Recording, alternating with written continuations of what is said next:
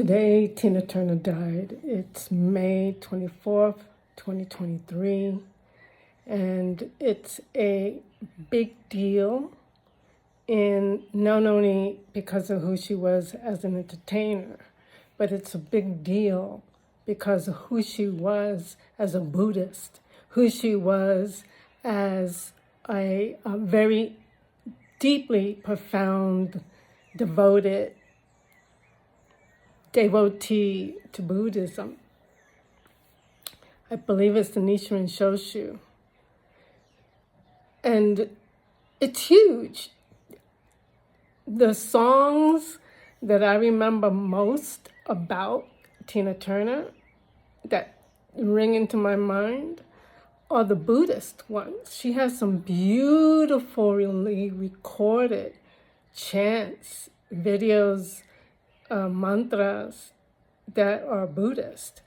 And they just really touched my heart, and I was like so touched to hear that coming from her. And she also collaborates with other highly evolved female vocal performers that are known within their own culture. It's so beautiful. So I'm remembering Tina Turner. She definitely, the songs weave through my narrative. And I'm just wanted to share this from my perspective. Of course, everyone knows her for What's Love Got to Do with It. I still don't understand that song, so in the comments, if you can explain your perspective on that song, I would appreciate it. And that she was this like, oh my gosh, her energy on stage, her beautiful long legs, her Indian features, just a beautiful soul. Always remembered enjoying her. And I'm very aware that during this transition, because even in her own tradition, there's like days of honoring the soul that's transcending in us and helping the soul to transcend. Because if you don't help the soul to transcend, they end up hanging around us. And we don't want that. But anyway, she's on a good trajectory. Her soul is ascending.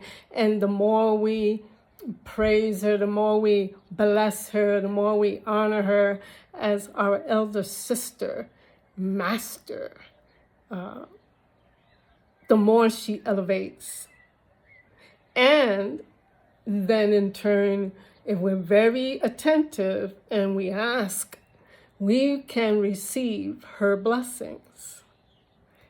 When a great soul transitions, pay close attention, because during that time, that season, I would say at least 3 days. You can still petition 40 days after, but at least the first 3 days, bless them and ask for your blessing. It's like Elijah and Elisha, the 2 prophets in the Bible, very powerful prophets. And you have Elijah, he did miracles, but his intern, the one that hung out with him all the time, his mentee, Elisha. So they knew that it was time for Elijah to leave. And he didn't die. He didn't physically die. His body transitioned into light. So that's another miracle. So if you consider that Elijah and Elisha were close, because Elijah had to pass on the blessings, the teachings, the miracles. And but Elisha was told, keep an eye out, because I'm going to release my cloak. And that point of releasing my cloak, you can receive it. Be prepared to receive it. I'm paraphrasing. So that's important, like during this time. Tina Turner, what does Tina Turner represent to you at the highest possible frequency that you can imagine?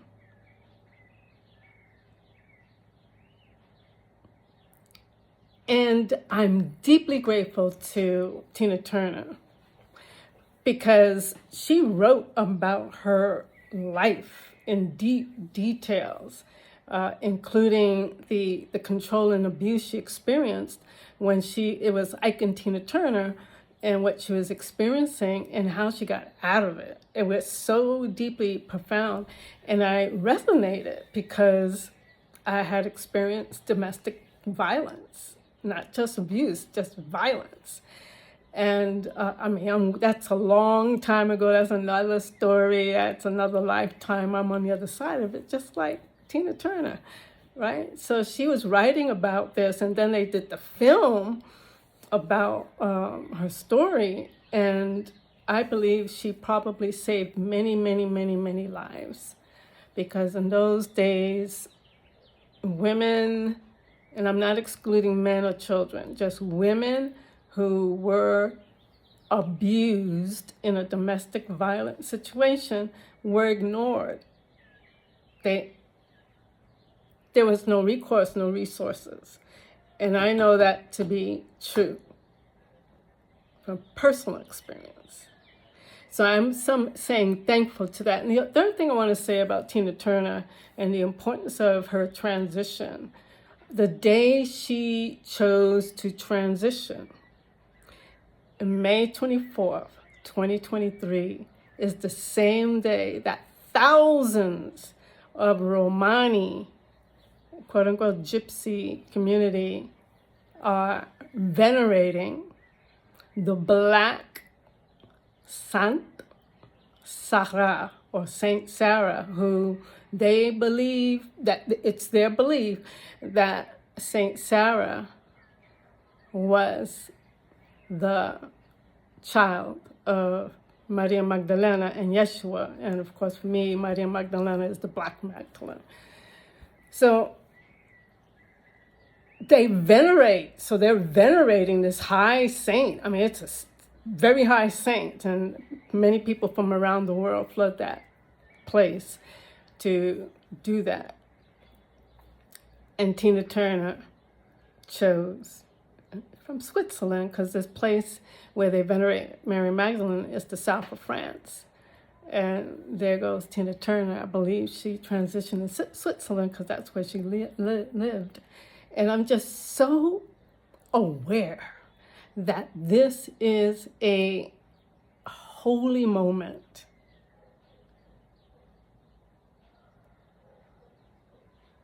I encourage us to think about it, to really meditate about it, meditate on her life, meditate, like she did a serious transformation. She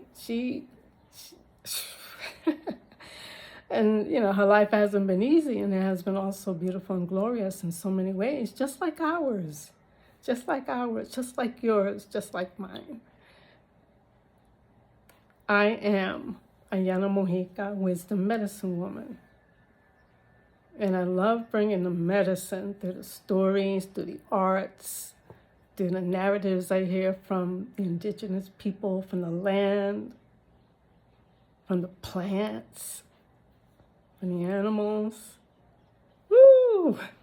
That's what I love to do the most. And if you welcome a little bit support on the way, maybe you're going through a transition, maybe a family member is going through a transition of of someone getting ready to die.